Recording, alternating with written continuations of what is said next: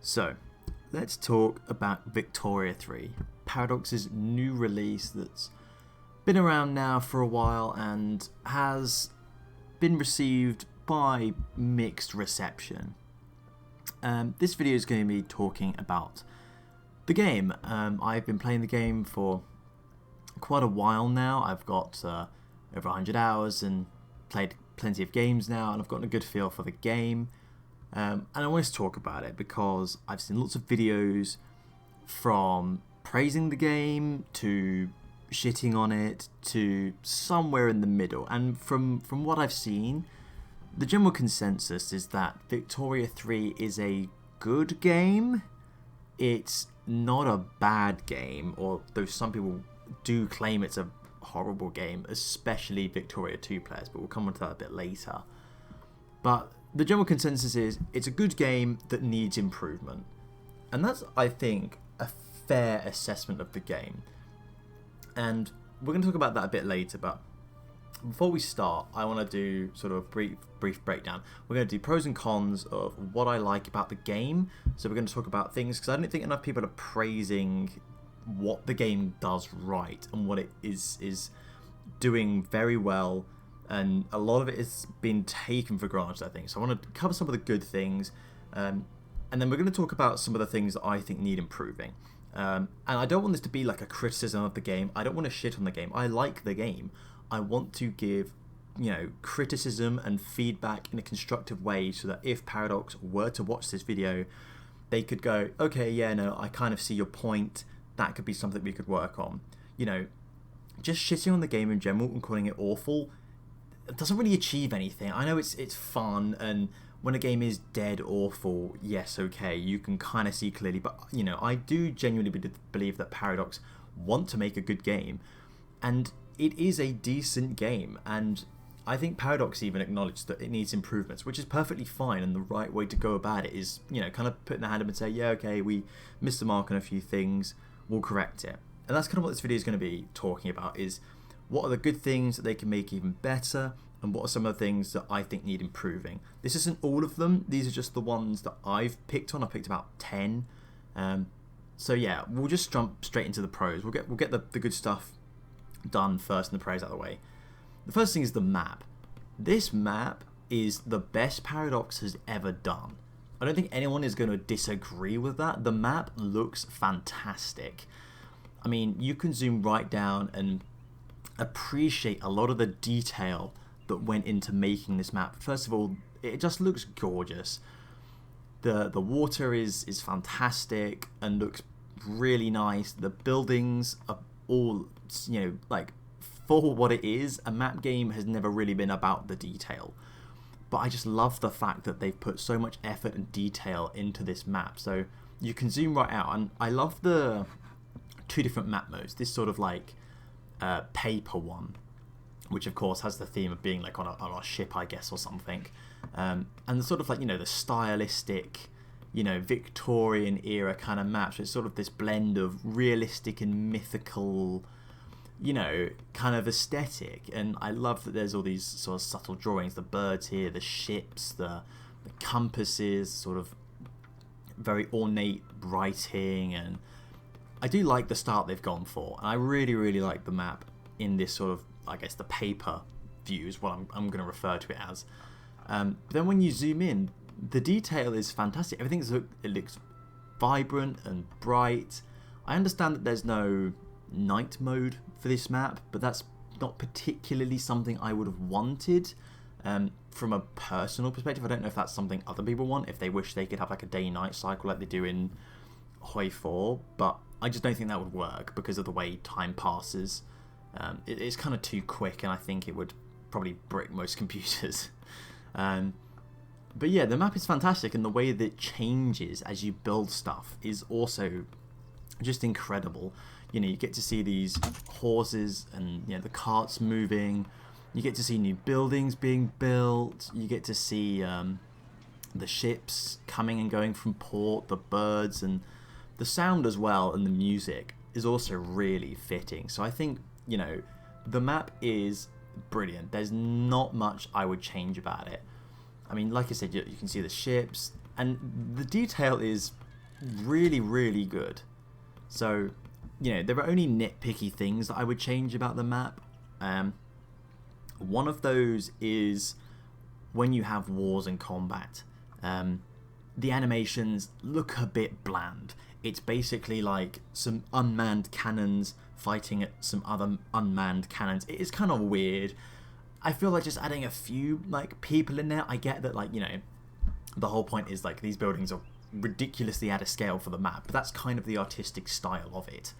And same with the animation. I'm not expecting to see like tiny little people, you know, just like have some men with the cannons. I don't know. It just stuck out in my mind as one of the things. I know that there are already mods that do certain things like get rid of some of the small, like these tiny dotted lines for the ships, and get rid of the clouds, which I will admit do look a bit iffy. I'm not quite sure what it is.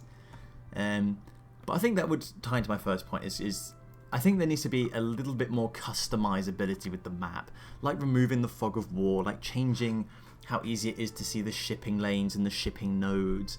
Just small things that I'm sure would be fairly easy for Paradox to add in the settings, just so players can tweak the map so it looks exactly the way that they want. But other than that, the map is fantastic. A new standard of map has now been introduced into Paradox series, and if they do other games, like let's say EU5, I want the map to look like this and better. Another thing that is incredibly important, I think, and good that we praise, is the lack of bugs and glitches. It's not perfect, there are a few bugs and glitches here and there, but for God's sake, we've had so many releases where games have released buggy, unplayable messes. And it's almost got to the point where it's now rare to see a game that releases and is actually playable in the first few days. So props to Paradox for not releasing a completely broken mess. I will say, though, that there are fair criticisms to say that, you know, things and features have been stripped. I will agree with that. However, they've made that decision, I'm assuming, so that the game is able to release in a playable state. I would rather the game have content cut, but, you know, be introduced later and we have a playable game from day one, rather than it just be broken and unplayable and we have to wait months and months and months for patches and all that kind of stuff. So at least they released it in a playable state with very few bugs and glitches. Something to praise them for. And of course, the actual game itself, I know there's been criticisms and we'll get into this later, but the game itself is highly enjoyable and playable. It's fun to build supply chains, it's fun to industrialize. You know, there's a broad range of resources that each do different things and, you know, have different things they produce and things that they're used for. So yeah, it's nice to see that there's variety in resources, and it makes it more interesting that, you know, you can diversify what you do as an economy. And then I guess the overall takeaway for this game is that if you're new to the Victoria franchise, like I am, you'll probably enjoy the game. I'm going to be honest, you will probably find it quite fun, and I found it quite fun. It's the issue where we talk about these Victoria 2 players who are criticising the game, and we'll get onto that later, but all I want to say is, yeah, if, you know, a quick summary is that if you haven't played the Victoria series before, I think you'll like this Paradox game. I can't, you know, speak for the other players who have played other Victoria games, but from a brand new perspective, somebody coming to this for the first time, I think you'll enjoy the game. It works well, it's interesting, it's unique, it is playable, something again that I think we take for granted sometimes. But yeah, those are kind of my pros and cons and praises that I want to get out of the way for Paradox. So let's talk about some of the things that we can improve. And like I said, these are in no particular order. These are just things that I've noticed that I want to bring up and talk about. I might do other videos if I think there are more stuff that they can improve on. But the first things first is the AI. The AI needs improvement. And the system by which the AI operates also, I think, needs improvement, particularly wars and all this kind of stuff. For instance, I'm going to try and do this here, but let's say I want to conquer a state in Morocco, right? Now, this is probably a very small scale war, right? Just between Spain and Morocco. This shouldn't attract, you know, like a whole bloody world war. But as you can see, Britain's just got involved for seemingly no reason. I didn't have positive relations or negative relations with Britain. I do now because they've decided to get involved. And the reason they've got involved is through an obligation. I don't really understand how this works. Like, what determines whether a country wants to give an obligation or not? But anyway, Great Britain's got involved. And God knows what other country may also get involved. But like, why is Great Britain getting involved in a conflict in Morocco? It just doesn't make sense. And especially if you play smaller nations. If I switch to something like this country here, Brunei, I don't know how you pronounce it. And let's say, oh yeah, I do the same thing. I want to conquer this tiny little state, right? Then we'll give it until, you know, halfway, and I bet another country will get involved. And I'm talking like a big world power. Okay, look, the Netherlands. Like, why is the Netherlands getting it? I know they've got the Dutch East Indies, but why have they got involved? That makes complete, like, no sense. Like, this should be like a tiny scale war between these two separate countries. This shouldn't be anything that huge world powers are getting invested in. So the AI just needs a lot of work, and the way it moves troops around is also weird. The whole system just seems to be quite primitive. I mean, it does work, but I think the game is kind of too complicated for the AI at the moment.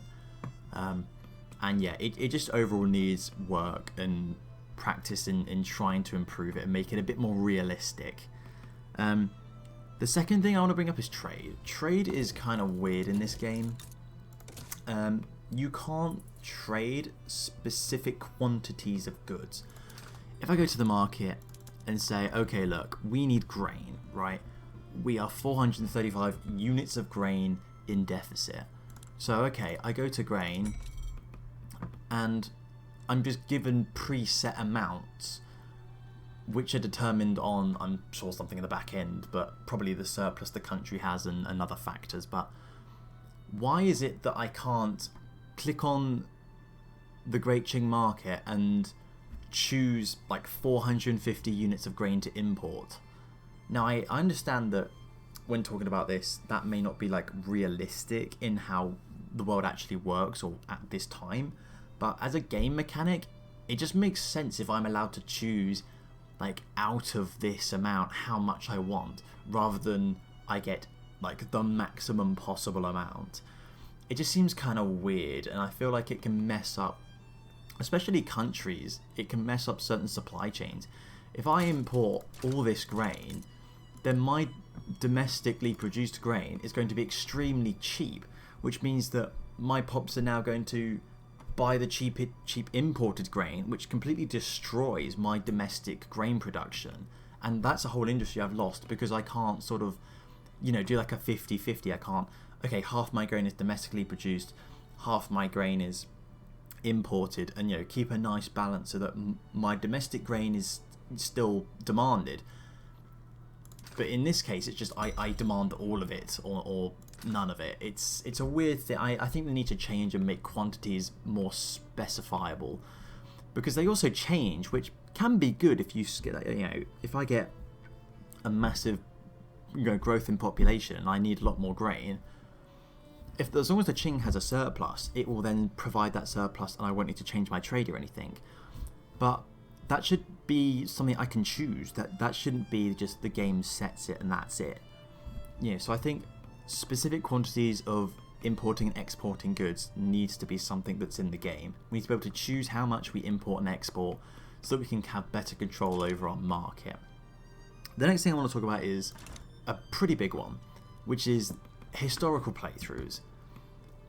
Okay, so I think it's pretty well aware at this point that you never ever see, you know, the Confederate States of America secede from the United States. It just doesn't happen in your games, and that's one example of like a lack of historical playthrough.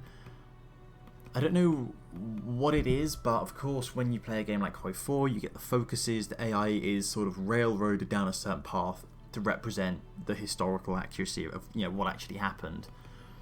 With Victoria 3, that doesn't really happen. You don't have like focuses, so I don't know how Paradox would fix this issue in the first place. I mean, if they even try and attempt it, good luck, because it's going to be quite difficult, I reckon. But yeah, it's kind of bad and also sad to a certain extent that we aren't able to experience the period from 1836 to 1936 accurately, because the AI, again, just I think can't cope with the game. It just doesn't have certain back-end commands to tell it to do certain things, you know.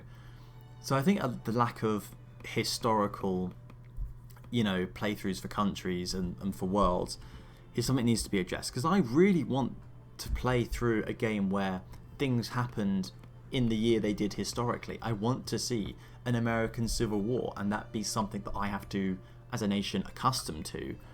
I want to see the unification of Italy or Germany, or, you know, Austria turning into the Austro-Hungarian Empire. But you just don't see these things happening in the game. You don't see these changes. They're very rare. I've not seen an American Civil War once.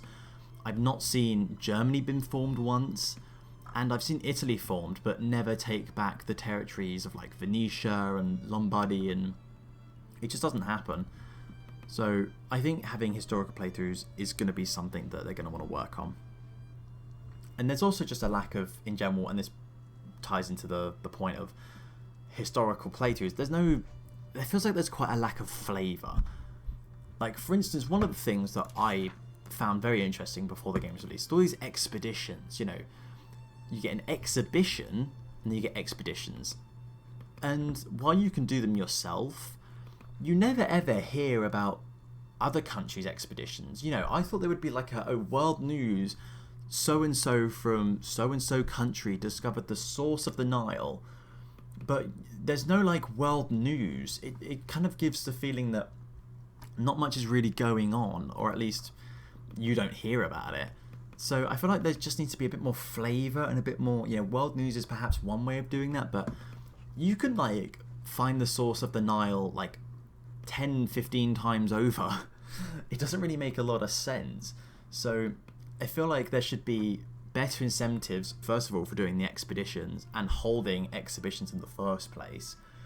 But also there should just be world news. Like, you know, if you're the first to discover it, then you should get like these, you know, heaps of prestige or something. But at the moment it's just, oh, you did it, here's a little bit of prestige and nobody else cares. It just doesn't make a lot of sense and kind of makes these almost redundant. Like, what's the point in doing these apart from a little bit of prestige? One thing I will also say that is a bit of a criticism is small countries are just unplayable. And, you know, I can understand that that's sort of the point, but, you know, in the fact of you want your game to have as much replayability as possible, I want to play as the most stupid nation in the world. I mean, statistically speaking, Bahrain is the lowest ranked playable nation. The rank might have changed during the process of this game, but I'm pretty sure it'll be at the bottom, if not, okay, it's third from the bottom, right? But there's like so low playability in Bahrain unless you were playing with a friend who could, you know, artificially buff you and invest in you to the point where you could start taking over these territories and actually build a slightly viable country. But I just feel like the viability of smaller countries needs to be improved just a little bit to increase replayability and actually make smaller nations far more interesting, and just being able to play tall in more nations other than just like the top 10, 20, 30. But yeah, so one other thing that also is kind of weird that I'll showcase with somebody like Cuba, right? Cuba starts off as a puppet, I believe, of Spain. Yeah, here you go. So let's say that you start playing as Cuba, and Cuba is one of those smaller nations, but is actually quite viable. And I've had games where I've got into the top 10 and become a great power by conquering sort of like Haiti and the Central American stuff. But let's say you're Cuba, right, and you want to become independent. How do you do that? Well, you could ask, but as you can see here, it's basically never going to happen, because of how base reluctance works, your army projection, unless, I don't know, there's some weird and wacky way that you could have a stupidly large army, your army's never going to be bigger than Spain's. Your ideological similarities to government could be whatever, depending on what direction you want to take your government in. And Spain will always be ranked above you, which means that you can never just, they'll never accept your independence. Which then asks the question, why can't you have revolutions and why can't you have secession movements from Spain? I mean, you can have internal revolutions. I'm sure if I went into the laws here and found an extremely unpopular law. I mean, who's in power at the moment? The armed forces. Let's find something the armed forces will absolutely hate. Okay, I'm not quite sure what options we're going to have here, but let's see if I can't get something they'll absolutely hate. Interventionism, maybe? No. Okay, I'm struggling to find something, but appointed bureaucrats? No. Professional army? Here we go. Right, let's say I enact this, and chances are they might try and have a revolution.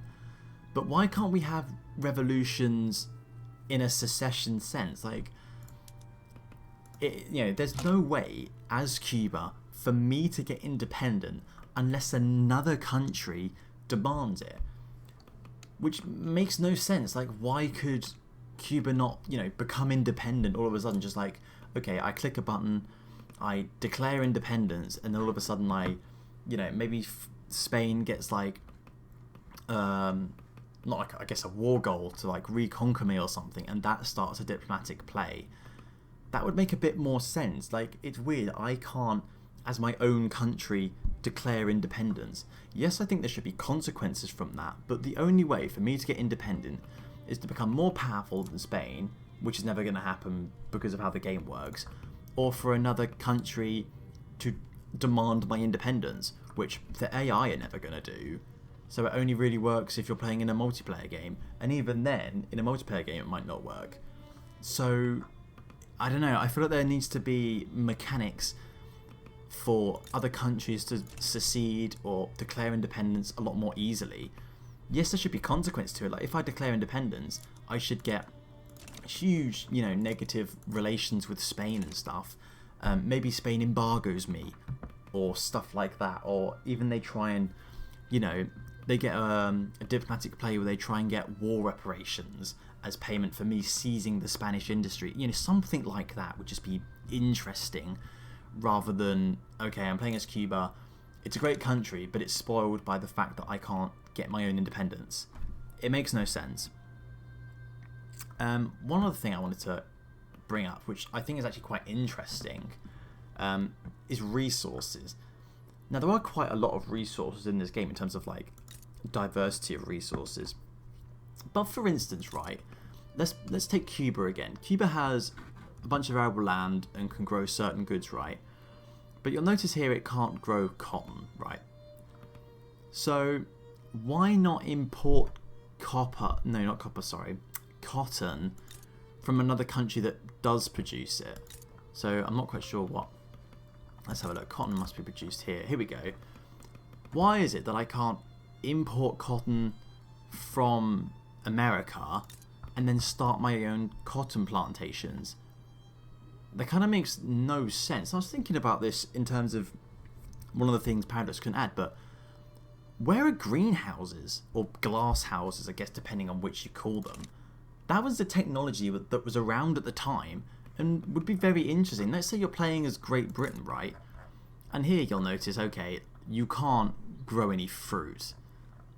So why not add glass houses in like the researchable, in the tech tree? Where am I? Technology, here we go. In like production, you could have somewhere here like a greenhouse or glass house, right? And then that adds the ability for you to, I don't know, let's say you go to your buildings or whatever. I'm going to switch just to the Great Britain for a second. But yeah, you could research glass houses, come here, go to your buildings, and then like, build glass houses, which then produces stuff like fruit. That would be such a cool idea. I don't know, like, it's just an idea, and I hope Paradox introduce it, or maybe one of you modders can out there, because I'm not gonna lie, the work that modders do for Paradox games tends to outdo Paradox developers themselves, especially if you play Hoi 4, you know what I'm on about. So yeah, like, why not just add, you know, the ability for other resources to be imported, like trees, for instance. A lot of these desert nations have pathetic logging camps, like 2, 4, 6, doesn't even have any. Like, that's nowhere near enough wood to support Egypt domestically.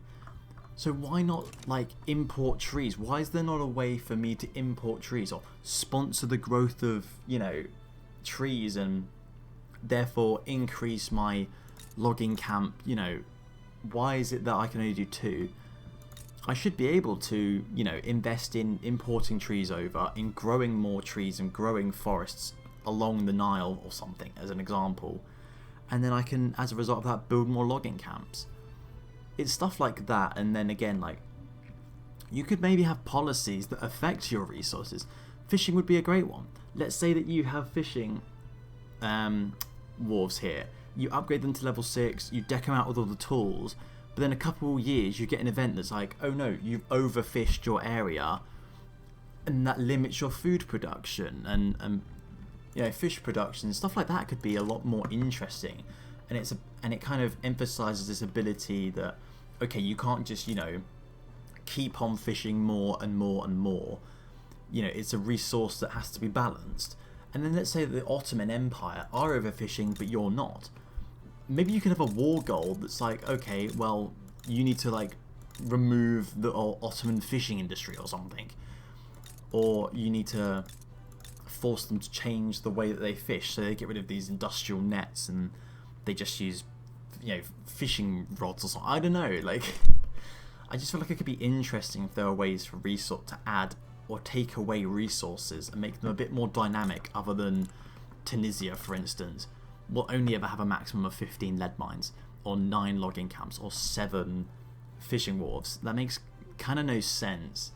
So yeah, I think just ways to increase and decrease your base resources, or resources that are locked to your state, would be interesting. And then I guess we'll finish with 2 more, because this video is probably getting quite long. The penultimate point I want to bring up is colonies. Colonies can't be bought or sold, which makes no sense. I mean, in the real world, colonies were bought and sold. But let's say that 2 countries colonize this state here, right? There's no way to resolve the unification of that state other than through conflict. Let's say Great Britain owns one half, France owns the other half of this state. There's no way for, like, Britain to approach France and be like, oh look, I'll buy your colony for X amount of gold or X amount of pounds. The only way you could, you know, unify that state under one person is to go to war.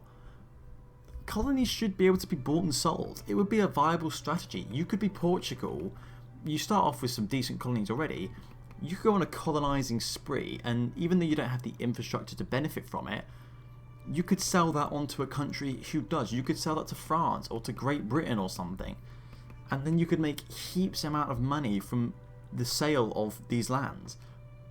That's something that would, I think, be incredibly interesting, and also make colonizing a bit more worth it. And of course it would tidy up borders and stuff, so you'd have AI that would come into conflict, and it'd be like, okay, we get a decision to, do we want to sell our colonies to this other, you know, power, and it reduces our prestige, but it gives us a load of money that we can then invest into something else. So finding out a way to buy and sell colonies, I think, needs to be added into the game, or at least a way to resolve the kind of border gore that can arise from, you know, 2, like in this instance here, you've got Dutch, British and Danish all along the coast here. How are they going to settle this agreement? The French, I don't know which states they all belong to, but that's the Ivory Coast state. Yeah, look, Britain and the Netherlands are in conflict here. How are they going to resolve that? How are they going to, you know, unify the state? they're not. They're just going to occupy that territory forever unless there's a war. It seems kind of silly. And then my final point is on migration. I feel like there's a lot of confusion with migration and immigration. Let's go here. Right. Let's settle this one for all. There's a difference between migration and immigration. Migration happens within your customs union, in this game anyways, which means that any country that is part of the British market, the people can move from one state to another within the British market. So for instance, in this case here, you can see that, okay, look, we are receiving, and it says here immigrants, which is why it's kind of confusing. We're receiving migrants from Nova Scotia, Eastern Cape, Ontario and Quebec, but we can't receive immigrants from the French market or from the Spanish market or from the Portuguese market. And people can move from one state to another within the same country. Now, if I moved from London to Cambridge here, I'm not an immigrant, I'm migrating within my country. But then in the case of Canada, somebody from Canada, or in this case, whatever it's called, the Hudson Bay Company, if they move to London, that's called immigration.